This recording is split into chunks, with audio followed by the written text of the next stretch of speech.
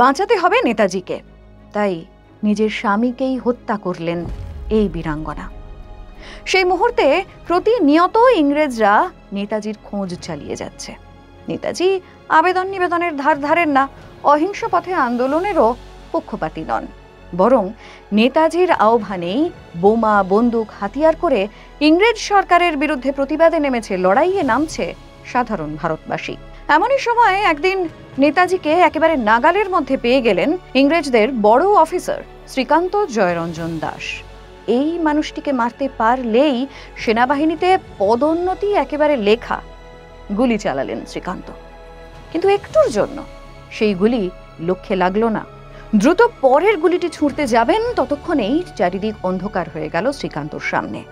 কারণ তাকে নেতাজির দিকে গুলি ছুঁড়তে দেখে মুহূর্তে তাঁর উপরে ঝাঁপিয়ে পড়েছেন তাঁর স্ত্রী নীরা আর্য।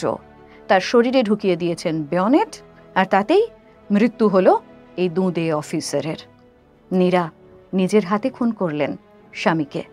ঐতিহাসিকরা মনে করেন আজাদ হিন্দ ফৌজের প্রথম গুপ্তচর ছিলেন এই নারী নীরা আর্য, যার নাম নেতাজি তাকে নাম দিয়েছিলেন নাগিনী।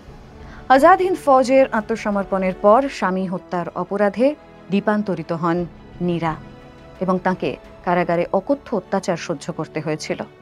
দেশ স্বাধীন হওয়ার পরেও সরকারের তরফ থেকে কোনো রকম অনুদান নেননি। হায়দ্রাবাদে এক কুঁড়ে ঘরে থেকে ফুল বিক্রি করে বাকি জীবন কাটিয়ে দিয়েছেন নেতাজির নাগিনী।